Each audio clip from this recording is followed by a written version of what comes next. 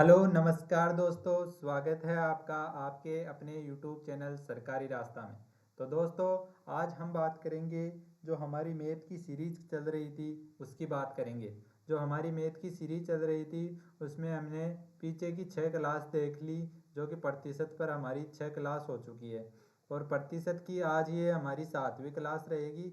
इसमें हम आय व्यय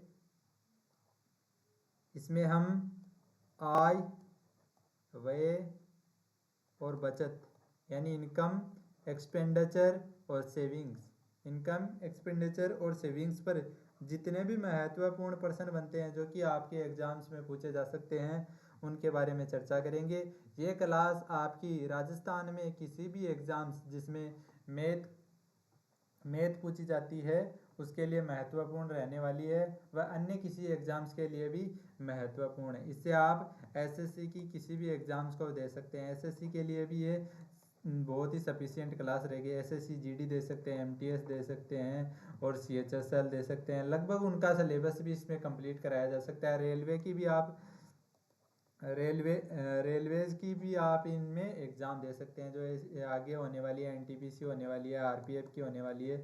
इससे परसेंटेज से लगभग 3 से 4% पूछे जाते हैं इनमें रेलवे में, तो आप इससे आसानी से कर सकते हैं। तो दोस्तों, जो हमारी ये क्लास रहेगी वो डेडिकेट रहेगी, इन सब्जेक्ट पर आधारित रहेगी, यानी इन परीक्षाओं को आप आसानी से करेक्ट कर सकते हैं। इसमें आय जो भी परसेंट प्रतिशत से पूछे जाते हैं उनमें ये प्रतिशत की बहुत ही महत्वपूर्ण क्लास रहेगी। हमने पीछे 6 क्लासें देख ली है, 6 क्लास हमारी हो चुकी है जिसमें लगभग 7 टाइप पढ़ चुके हैं। 7 टाइप पढ़ चुके हैं, लगभग 7 टाइप पढ़ चुके हैं। और ये हमारा 8वां टाइप रहने वाला है। 8वां टाइप रहेगा हमारा, जो आय आय बचत और व्यय पर आधारित रहेगा। यानी कितनी एक व्यक्ति की आय, मान लिया कि 16,000 है, उसका खर्चा 10,000 है और बचत उनकी 6,000 है, तो इस प्रकार के प्रश्न बनेंगे। और उसकी आय में इंक्रीमेंट होगा और व्यय में भी इंक्रीमेंट होगा, तो बचत में कितने इंक्रीमेंट हुआ या डिक्रीज हुई, यानी कितनी कम या वृद्धि हुई, इस पर आधारित ये प्रश्न इसमें पूछे जाते हैं। तो दोस्तों, शुरुआत करते हैं आज के पहले प्रश्न के साथ। हमारा पहला प्रश्न रहेगा ये। हमारा पहला प्रश्न है कि एक व्यक्ति अपनी मासिक आय का 27,000 थी, यानी मैं एक व्यक्ति की मासिक आय कितनी थी, 27,000 थी। और उसका मासिक व्यय 18,000 था, 18,000 था। अगले वर्ष उसकी आय 18% की वृद्धि हुई और उसके व्यय में 14% की क्या हो गई, वृद्धि हो गई। तो उसकी बचत में कितने परसेंट की वृद्धि हुई, यानी बचत की पूछा है हमें। तो आय, जो हमारी आय होती है वो क्या होती है, खर्चा प्लस बचत। यानी जितना खर्चा कर देंगे और जो बचत कर लेंगे उन दोनों को जोड़कर ही तो क्या निकालते, आय होती है। तो मासिक आय कितनी दे रखी है, आय दे रखी है हमें कितनी, 27,000 रुपये, 27,000। और जो व्यय है, ये व्यय का मतलब खर्चा ही है। खर्चा खर्चा कितना दे रखा है, 18,000 रुपये, 18,000 रुपये। तो बाकी कितना बच गया, 18 तो खर्चा हो गया, तो बचत कितनी होगी, 9,000 की होगी। बचत कितनी होगी, 9,000। कुल टोटल दोनों 27,000 हो गया, 18 और 9 27। यही हमने देखो, पहले सूत्र भी यही हमने लिखा है। जो आय होती है वो खर्चा प्लस बचत होती है, यानी खर्चे और बचत का योग ही आय के बराबर होता है।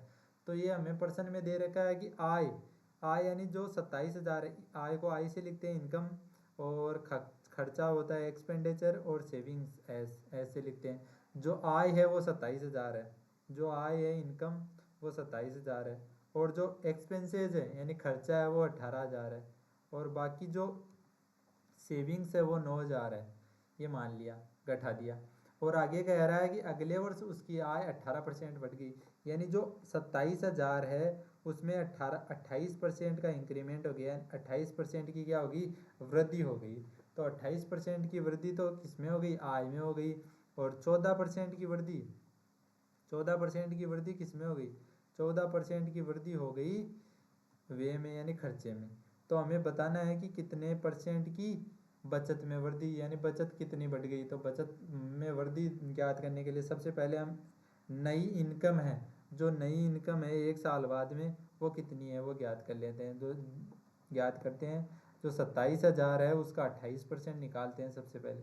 27,000 का 28% निकालेंगे तो ये आ जाएगा 270 और 28, 8 7 56, 5 8 दूनी 16 और 5 21 इंटू 0 2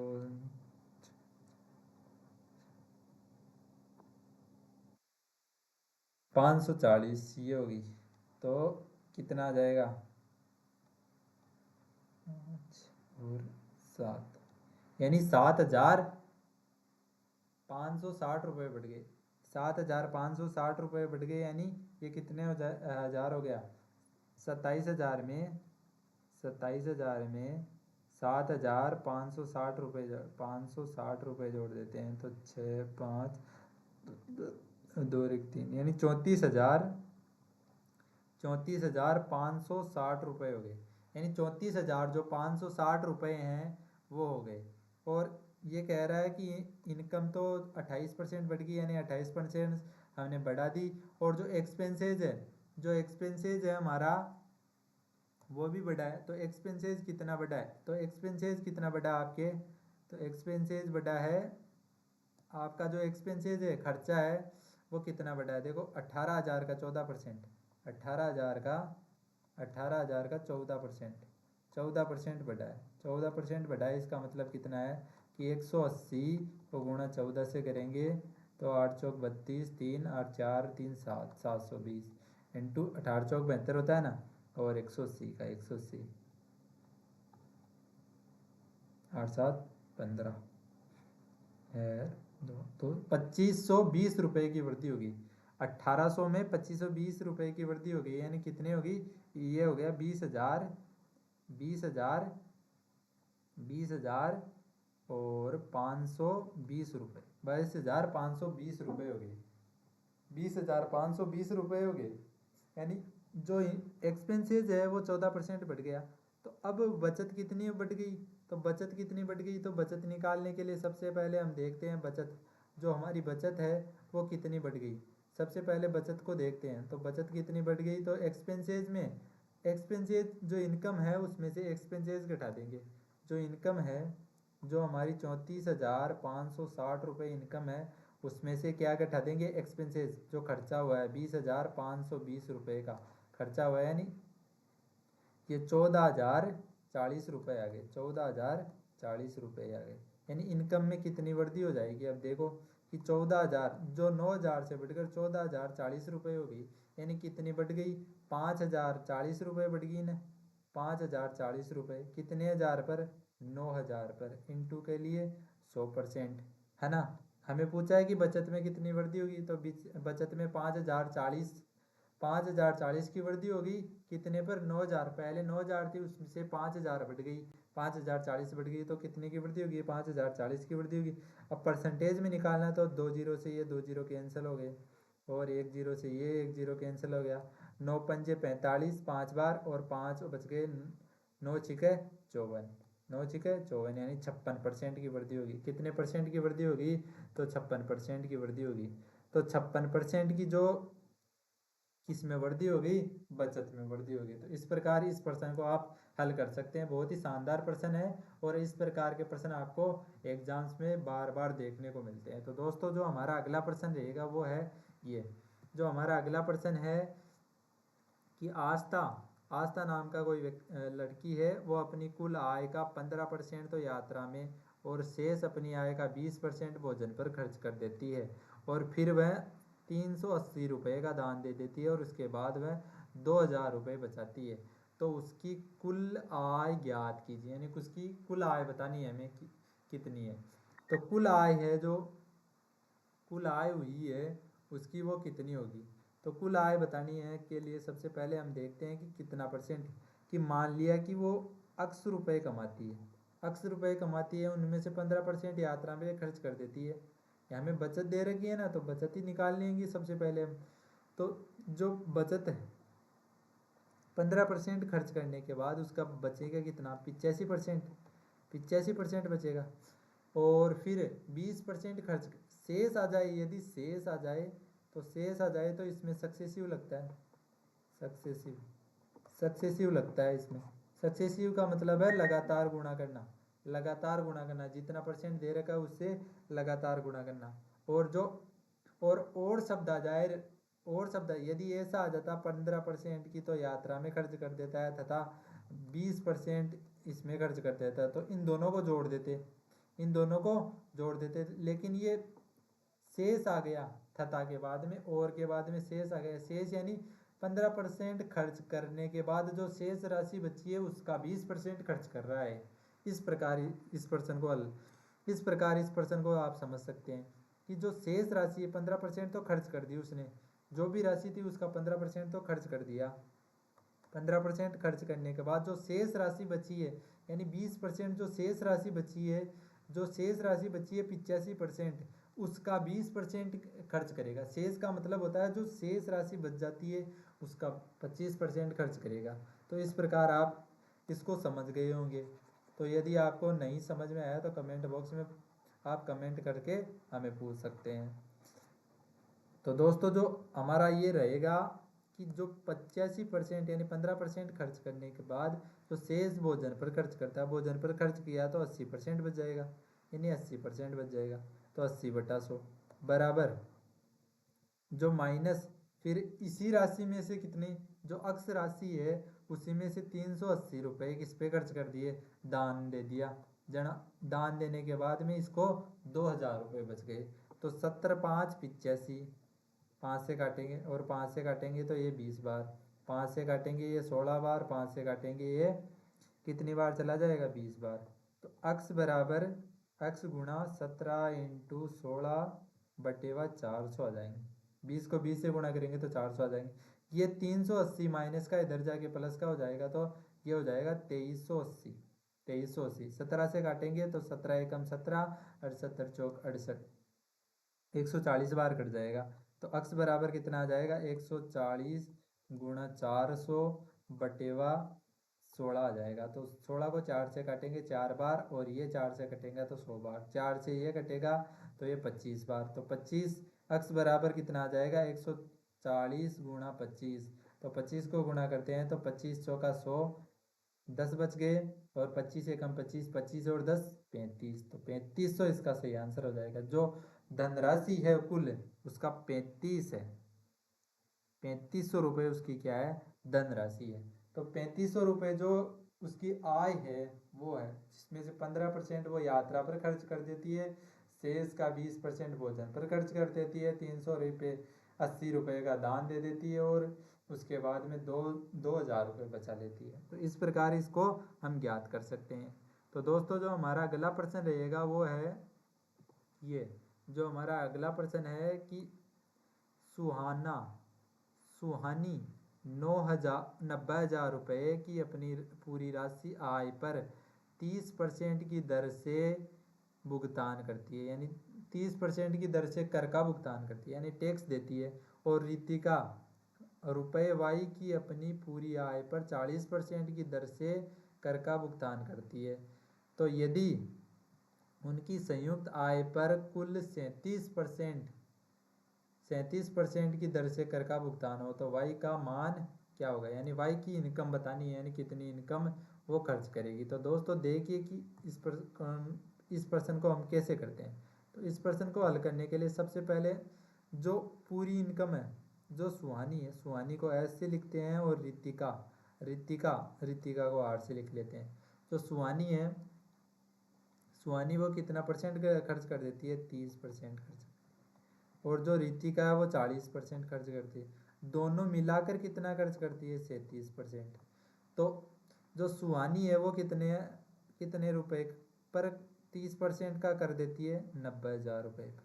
और जो इनके रुपए हैं वो हमें ज्ञात करने हैं, यानी जो ये है इसमें एलिगेशन लगा देते हैं। जो एलिगेशन है मिक्सर और एलिगेशन वो आपको आगे देखना पड़ेगा, आगे आपको टॉपिक करवाया जाएगा मिक्सर और एलिगेशन टॉपिक होगा हमारा, उसमें आपको अच्छे से समझाया जाएगा।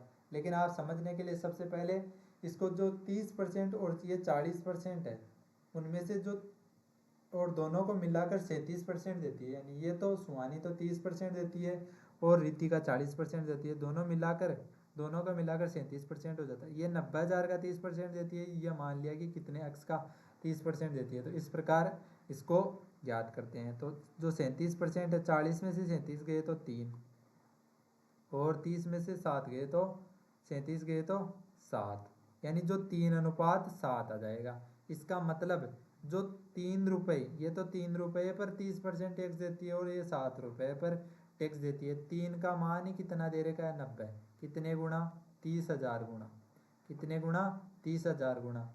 तो 7 का मान भी 30,000 गुना हो जाएगा।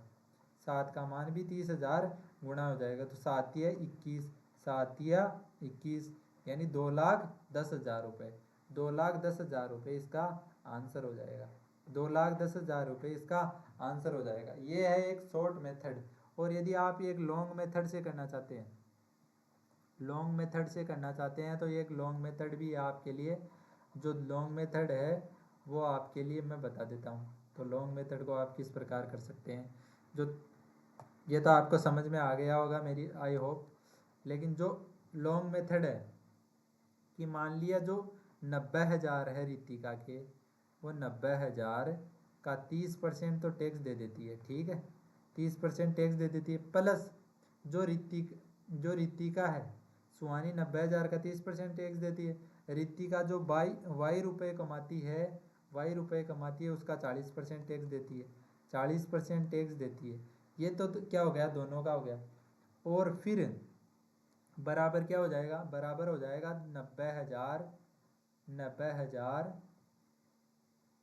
90,000 प्लस वाई का 37%, ये दोनों क्या हो जाएंगे? बराबर हो जाएंगे। ये दोनों क्या हो जाएंगे? बराबर हो जाएंगे। इस समीकरण को यदि आप हल कर लेंगे तो इससे y का मान आ जाएगा, और y का मान ही क्या होगा? जो रितिका है उसकी आय हो जाएगी। तो ये थोड़ा लेंदी पड़ेगा, और ये एक शॉर्ट मेथड है।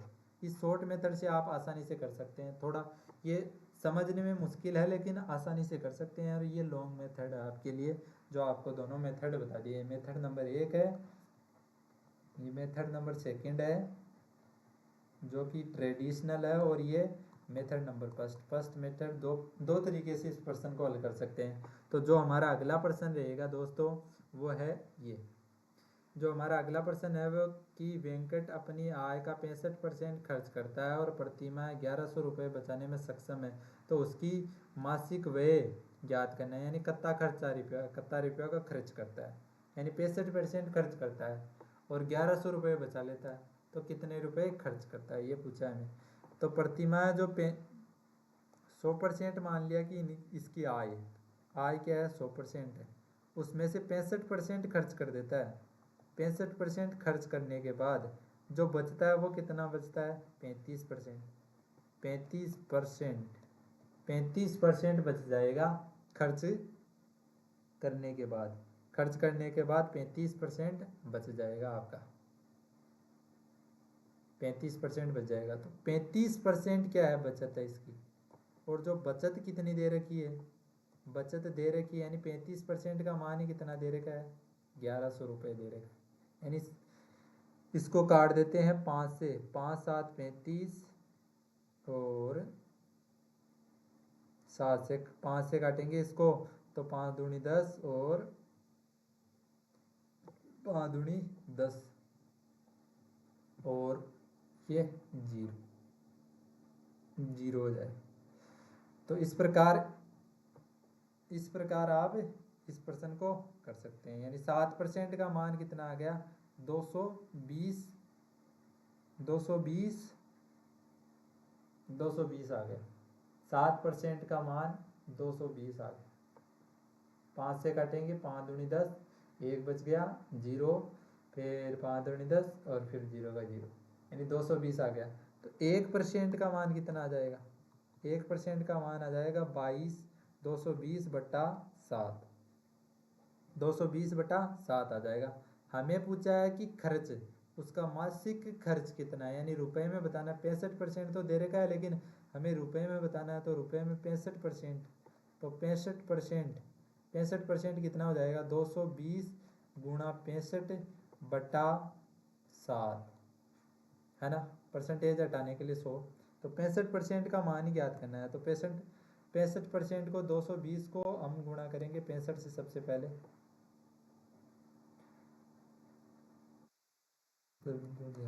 ठीक है। 6 दूनी 12 और 6 दूनी 12 13, ठीक। 0 4, यानी ये आ गए 14,300 रुपये आ गया। बट्टा 7 का भाग देंगे, जो भाग है वो 7 का देंगे इसमें। तो जो 7 का भाग है हम दे देते हैं सबसे पहले।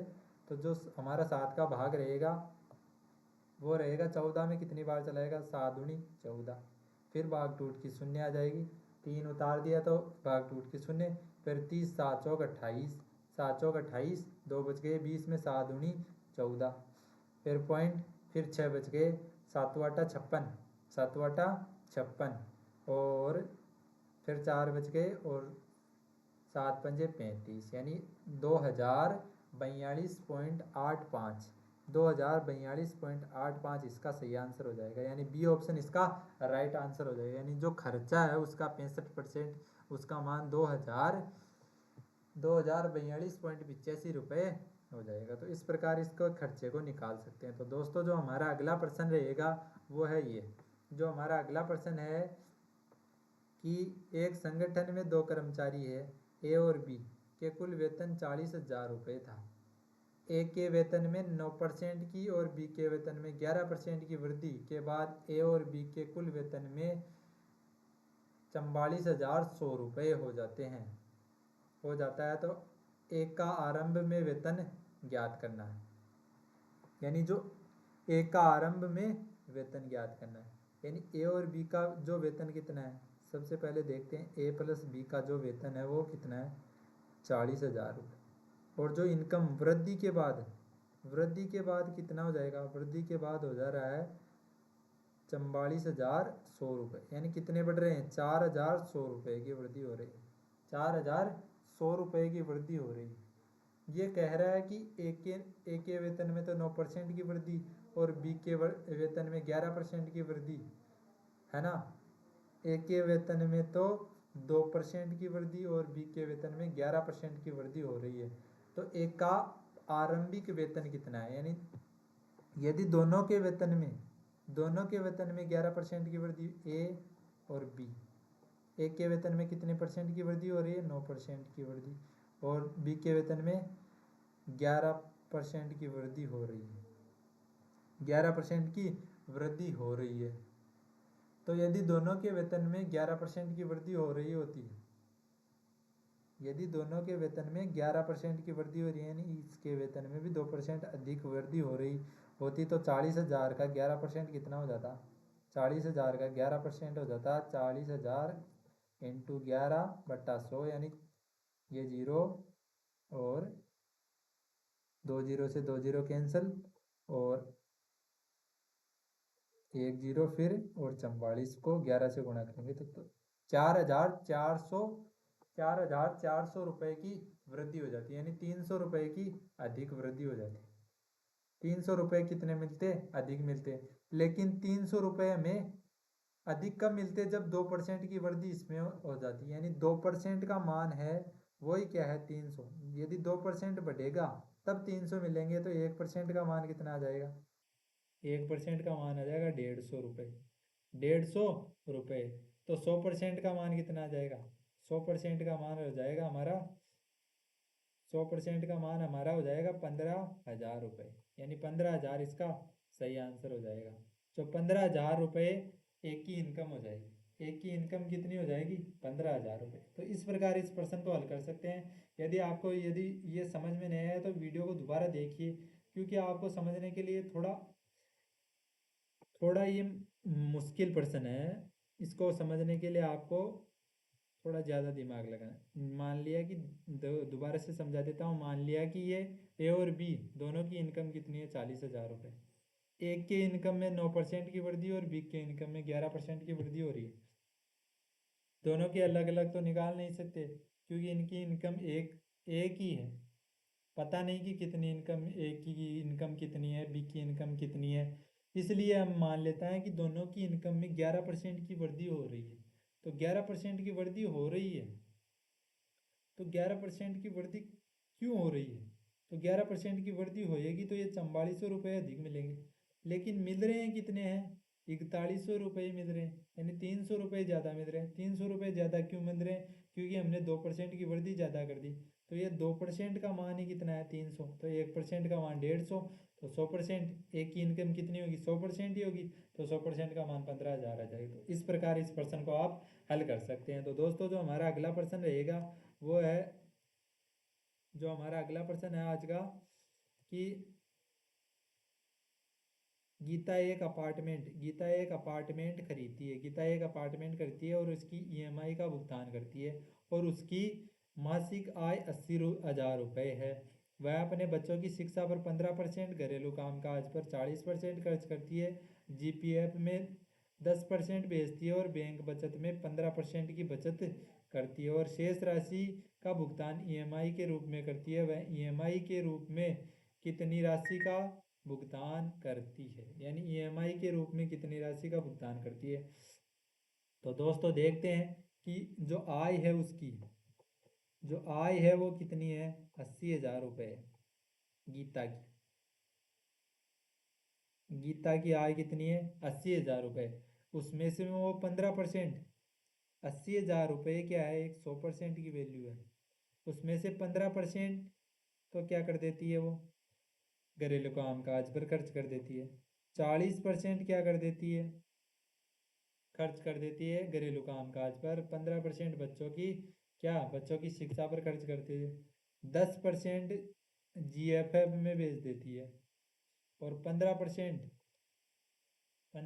की क्या करती है? बचत करती है, और शेष राशि का ईएमआई पर भुगतान करती है, ईएमआई का भुगतान करती है। तो ये 100% में से इतनी राशि घटा देंगे तो हमारी क्या आ जाएंगे? ईएमआई की राशि आ जाएगी या नहीं आएगी? यानी जो ये खर्चा है वो घटा देंगे, वो ईएमआई आ जाएगी इसकी। तो जो 100% है उसमें से 15 और 15 30, और 30 और 50 80, यानी 80% घटा देंगे। यानी जो 20% है वो क्या करती है? ईएमआई करती है। ईएमआई, ईएमआई पर खर्च करती है 20%। तो 20% ईएमआई पर खर्च करती है, तो 80,000 का 20% निकाल लेते हैं। 80,000 का 20%, 20/100। तो 2 जीरो से ये 2 जीरो कैंसल। तो 8,000 को 2,000 से, 8,000 को 2 से गुणा करेंगे तो 16,000, यानी 16,000 रुपये राशि है वो ईएमआई पर खर्च करेगी। कितनी राशि? 16,000 रुपये ईएमआई पर खर्च करेगी। तो जो उसके जो सभी खर्चे हैं उसको 100% में से घटा देंगे, तो बाकी के जो बच जाएंगे इनकम, वो ईएमआई पर खर्च कर देगी। वो क्या कर देगी? ईएमआई पर खर्च कर देगी। तो इस प्रकार इसको आप हल कर सकते हैं। तो दोस्तों जो हमारा अगला प्रश्न रहेगा वो है कि ये, वो हमारा अगला प्रश्न है कि अमित अपने वेतन का अमित अपने वेतन का 75%, अमित का वेतन अमन के वेतन का 75% है। अमित के वेतन में 40% की वृद्धि और अमन के वेतन में 10% की वृद्धि होती है। तो अमन का नया वेतन अमित के नए वेतन से कितने, लगभग कितने प्रतिशत अधिक है, यानी कितने परसेंट अधिक है, यह बताना है हमें। तो सबसे पहले हम देखते हैं कि जो अमित है और एक अमन है। अमित का वेतन अमन के वेतन का अमित का वेतन अमन के वेतन का 75% है। अमित का वेतन अमन के वेतन का 75%, यानी जो अमन का वेतन है 100% है और अमित का वेतन 75% है। तो इसको काट लेते हैं 25 से। 25 थी 75 और 25 का 100, यानी रेशियो आ गया हमें 3:4 आ गया। यानी ये 3 रुपये कमाता है तो ये 4 रुपये कमाता है। अमित के वेतन में 40% की वृद्धि होती है। तो मान लिया कि इन दोनों को मैं 10 से गुणा कर लेता हूँ। 10 से गुणा करेंगे तो ये 30, ये 40 हो जाएगा। अमित के वेतन में कितने परसेंट की वृद्धि हो रही है? अमित के वेतन में हो रही है 40% की वृद्धि। 40% की वृद्धि होगी तो 3 चौक 12, यानी 42 रुपये हो जाएंगे। कितने हो जाएंगे? 42 रुपये हो जाएंगे। 40% गायब कर लीजिए 30 का और फिर इसमें जोड़ दीजिए तो आसानी से आपका निकल जाएगा। और जो अमन है उसके वेतन में कितने की वृद्धि हो रही है? अमन के वेतन में 10% की वृद्धि हो रही है। तो ये कितना हो जाएगा, 44 हो जाएगा। ये क्या है, 44 हो जाएगा। 10% निकालेंगे तो 44 हो जाएगा। तो ये पूछ रहा है कि अमन का नया वेतन अमित के नए वेतन से लगभग कितने प्रतिशत अधिक है। यानी अमन का जो नया वेतन है वो अमित के वेतन से कितना अधिक है, 2 अधिक है। किस पे अधिक है, 42 इंटू 100। तो 2 से काटेंगे 21 बार, तो 21 100/21 कितने हो जाएंगे, तो 21 चौक 84, 4 बार चला जाएगा, पॉइंट लग जाएगा। फिर 16 बच जाएंगे 80, तो 21 चौक 84 और 16 बच जाएंगे, तो एक ये कितनी बार चला जाएगा, 8 बार, लगभग 8 बार चला जाएगा, 8 बार चला जाएगा। तो इसका कितना आ जाएगा, बी ऑप्शन इसका राइट आंसर हो जाएगा। बी ऑप्शन इसका राइट आंसर हो जाएगा। 8 बार चला जाएगा 168, लगभग 7 बार जाएगा, लेकिन ये लगभग 8 के पास में आ जाएगा। तो इसका सही आंसर क्या हो जाएगा, 4.8 इसका राइट आंसर हो जाएगा। बहुत ही सरल प्रश्न है, इसको आप आसानी से कर सकते हैं। तो दोस्तों यदि वीडियो अच्छा लग रहा है तो वीडियो को लाइक ज़रूर कीजिएगा और अपने दोस्तों के साथ ज़रूर शेयर कीजिएगा। ये क्लास आपकी सबसे महत्वपूर्ण क्लास है, क्योंकि ये आय और इनकम वाले प्रश्न बार बार परीक्षा में पूछे जाते हैं। तो दोस्तों जो हमारा अगला प्रश्न है कि वो ये है कि मयंक अपनी आय का 35% घरेलू सामान पर खर्च कर देता है, 25% इलेक्ट्रॉनिक वस्तुओं पर खर्च कर देता है, 7% दवाइयों पर खर्च कर देता है और 11,500 रुपये की शेष राशि बचाता है। तो मयंक की वार्षिक आय ज्ञात कीजिए। तो मयंक की वार्षिक आय आप ज्ञात कर सकते हैं आसानी से। तो ज्ञात करने के लिए सबसे पहले हमें क्या करना पड़ेगा कि मान लिया कि मयंक की वार्षिक आय है वो 100% है। कितनी है, 100% है। 100% में से जो खर्चे हैं उसके 35% खर्चा प्लस 25% खर्चा इलेक्ट्रॉनिक वस्तुओं पर, 7% खर्चा उसका दवाइयों पर, यानी 35 और ये 77% खर्चा कर दिया उसने। 77% खर्चा, 60 का 67% खर्चा कर दिया। 67% खर्चा कर दिया, यानी 100% में से 67% खर्चा कर दिया, यानी बाकी 33% बचत है उसकी। और 33% का मान ही कितना दे रखा है, 11,55। 11,55, 11 से काटते हैं, गिरे 11 3 33 और 11 एकम 11, 5 में जाएगा नहीं, गिरे 5 55 0, 1,050। फिर 3 से काटते हैं, 3 5 15, 3 तिरिया 9 और 3 5 15 और 0, यानी 1% का मान कितना आ गया, 1% का मान आ गया 350 रुपये। तो हम 100% का मान, हमें 100% का मान बताना है। तो 100% का मान कैसे बताएंगे, तो 100% का मान बताने के लिए हम 350 को गुणा कर देंगे 100 से, तो ये कितने आ जाएंगे, 350, 200 और लगा देंगे, यानी 35,000 रुपये। 35,000 रुपये उसकी क्या आ जाएगी, मासिक आय आ जाएगी। बहुत ही आसान प्रश्न है।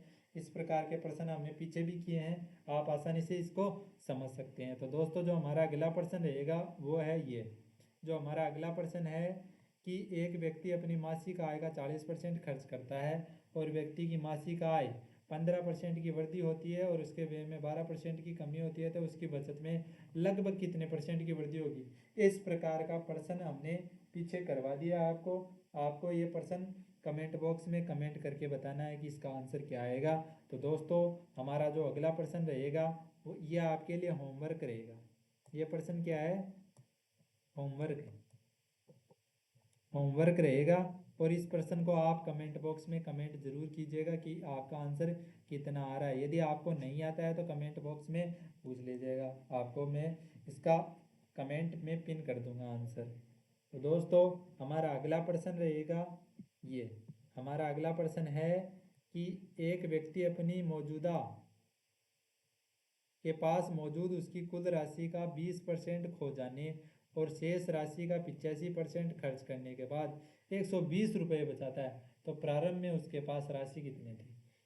यानी बहुत ही आसान प्रश्न है कि मान लिया कि व्यक्ति के पास पहले x रुपये थे, उनमें से वो कितने 20% खो देता है।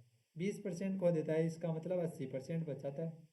80% बचते हैं, 80% में से वो 85% खो देता है, 85% खर्च कर देता है, यानी 15% बचाता है। तो 15/100 बराबर 120। तो 2 जीरो से 1 जीरो से 1 जीरो कैंसिल, और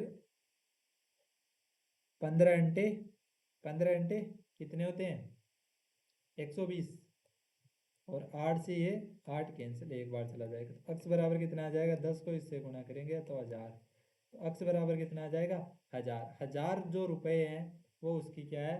पास प्रारंभ में आए, उसके पास 1000 रुपये थी, उसमें से 220% खो दिए, यानी 800 रुपये बच गए। 800 रुपये में से वो 85% खर्च कर देता है। तो 800 रुपये में से 85% खर्च करेगा तो 8 पंजे 40, और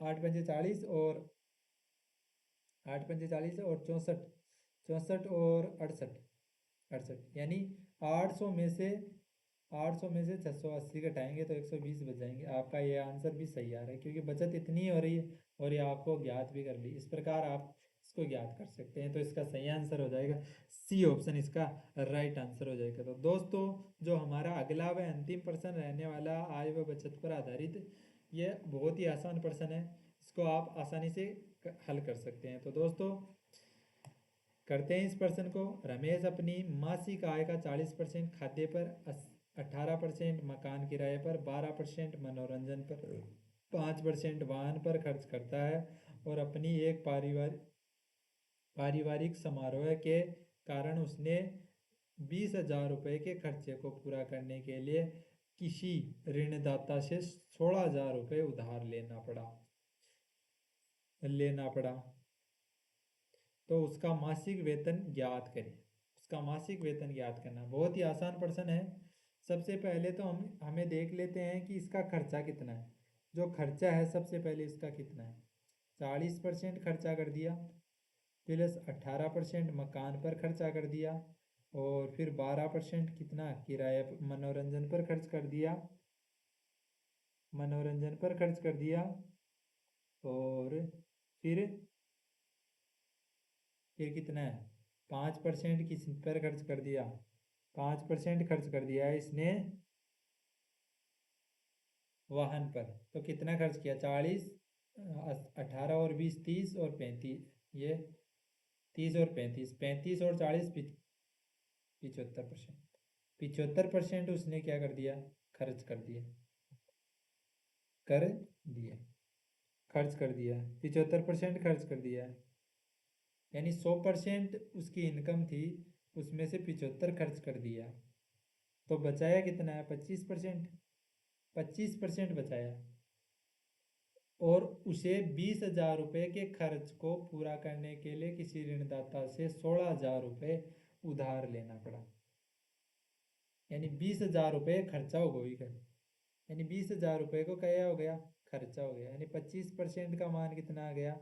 25% का मान आ जाएगा 20,000, 20,000 माइनस 16,000, माइनस 16,000। तो 25% का मान कितना आ जाएगा? 4,000, 4,000 आ जाएगा, 4,000 आ जाएगा। तो 4,000 कितना आ जाएगा? 25% का मान आ जाएगा।